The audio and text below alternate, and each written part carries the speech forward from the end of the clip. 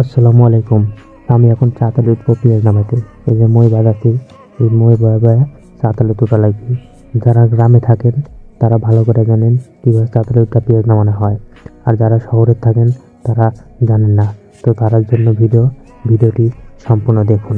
তো আমি এখন চাতালে তুলেছি মই দিয়ে, প্রায় চাতালের উপরে উঠে গেছে। যে চাতালের উপরে দেখেন পেঁয়াজ কীভাবে রাখা আছে।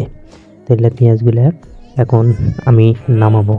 বস্তা কিছুটা ভরা আছে, আবার আমি এখন আর যেগুলো ভরা নাই এগুলো এখন ভরবো, ভরে নিচে নামা দিব। তো আমি এখন বস্তায় যে প্লেট লাগবে বস্তা করতে, এই যে আমি এখন আস্তে আস্তে বস্তাগুলো ভরিছি।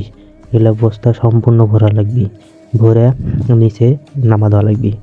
তো অনেক গরম, চাতালের ভেতরে অনেক গরম। যারা উঠে তারাই বুঝে যে কেমন গরম লাগে। এটি কোনো বাতাস আসার কোনো সম্ভাবনাই নাই।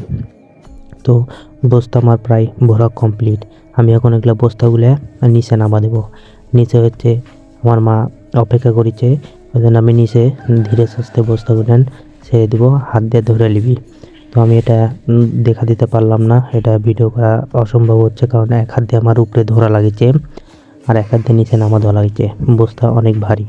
তো আমি একটা বস্তা নামা দিনু, আরেকটা বস্তা 2 বস্তা পেঁয়াজ নামানোর জন্য চাতালে উঠেছি। 2 বস্তা বলে প্রায় 1 মণ পেঁয়াজ হবে। তো এই বস্তাও আমি এখন ধীরে আস্তে ধীরে নামা দিচ্ছি। বস্তাগুলো অনেক ভারী, আপনারা বুঝতে পারছেন কিনা জানি না। তো এগুলো কাজ হচ্ছে অনেক কষ্ট করে করা লাগে, তো অনেক গরম। তো আমার এখন বস্তা দেওয়া হয়ে গেল। তো আমি বললাম যে মইটা বাদাও, মই এদিক সরা দেওয়া লাগছিল, তো মইটা সরা দিল। আপনারা ভিডিও যারা দেখছেন লাইক দিয়ে দিন। তো আমি এখন নিচে নামবো।